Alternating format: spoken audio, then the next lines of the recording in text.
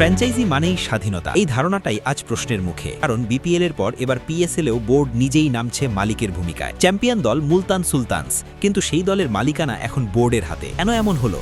একজন মালিক কিভাবে বোর্ডের চোখে অযোগ্য হয়ে গেল? আর এই সিদ্ধান্ত কি বিনিয়োগকারীদের জন্য ভয়ঙ্কর বার্তা দিচ্ছে? চলুন জেনে নেই বিস্তারিত।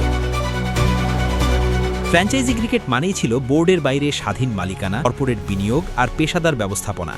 কিন্তু দক্ষিণ এশিয়ার দুই বড় লিগ বিপিএল ও পিএসএল এখন এক অদ্ভুত বাস্তবতার মুখোমুখি। বাংলাদেশে যেমন চট্টগ্রাম রয়্যালস সরাসরি বিসিবির তত্ত্বাবধানে খেলছে, ঠিক তেমনি এবার পাকিস্তান সুপার লিগেও একটি দলের মালিকানা নিতে যাচ্ছে পাকিস্তান ক্রিকেট বোর্ড। বিষয়টি শুধু একটি দলের মালিকানা বদলের গল্প নয়, বরং ফ্র্যাঞ্চাইজি ক্রিকেটের আদর্শ নিয়েই বড় প্রশ্ন তুলে দিয়েছে। চলতি বিপিএলে চট্টগ্রাম রয়্যালসের মালিকানা বিসিবির হাতে যাওয়ার ঘটনাই ছিল ব্যতিক্রমী। বিশ্বের প্রথম সারির কোনো ফ্র্যাঞ্চাইজি লিগে সাধারণত বোর্ড নিজে দল চালায় না, কিন্তু আর্থিক সংকট, মালিক পক্ষে সরে দাঁড়ানো এবং লিগ বাঁচানোর প্রয়োজনে বিসিবি সেই কঠিন সিদ্ধান্ত নিয়েছিল। তখন অনেকেই ভেবেছিলেন এটি হয়তো সাময়িক ব্যবস্থা। তো বিপিএল এর পর একই দৃশ্য এবার দেখা যাচ্ছে পিএসএলেও। 2021 সালে পিএসএল এর শিরোপা জেতা মুলতান সুলতানস এতদিন ছিল আলী খান তারিনের মালিকানায়।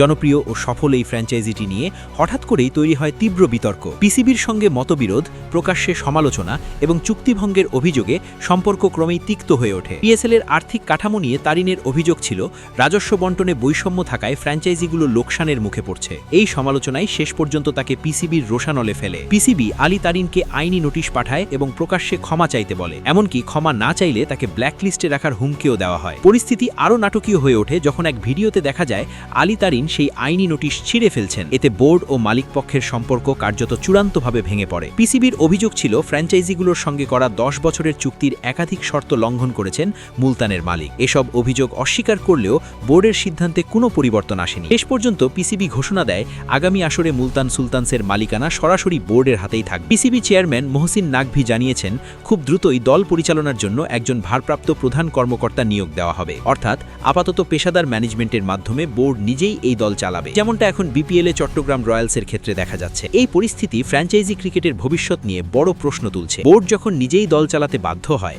তখন সেটি কি লিগের শক্তি বাড়ায় নাকি দুর্বলতারই প্রমাণ? একদিকে লিগ চালু রাখার বাস্তব প্রয়োজন, অন্যদিকে বিনিয়োগকারীদের আস্থার সংকট। দুইয়ের টানাপোড়েনেই বোর্ডকে এমন সিদ্ধান্ত নিতে হচ্ছে। বিপিএল ও পিএসএল এর এই ঘটনা দেখিয়ে দিচ্ছে শুধু বড় নাম বা জনপ্রিয়তা দিয়েই ফ্র্যাঞ্চাইজি লিগ টেকসই হয় না। প্রয়োজন স্থিতিশীল আর্থিক কাঠামো, স্বচ্ছ রাজস্ব বণ্টন এবং বোর্ড ও মালিক পক্ষের মধ্যে পারস্পরিক আস্থা। সেই জায়গায় ঘাটতি থাকলেই বোর্ডকে শেষ ভরসা হিসেবে নামতে হয় মালিকের ভূমিকায়। প্রশ্ন একটাই, এই পথ কি সাময়িক নাকি ভবিষ্যতে ফ্র্যাঞ্চাইজি ক্রিকেটের নতুন স্বাভাবিক চিত্র হয়ে উঠবে? বিপিএল ও পিএসএল এর এই অভিজ্ঞতা হয়তো বিশ্ব ক্রিকেটকে নতুন করে ভাবতে বাধ্য করবে। ফ্র্যাঞ্চাইজি লিগ আসলে কার, বোর্ডের না বিনিয়োগকারীদের?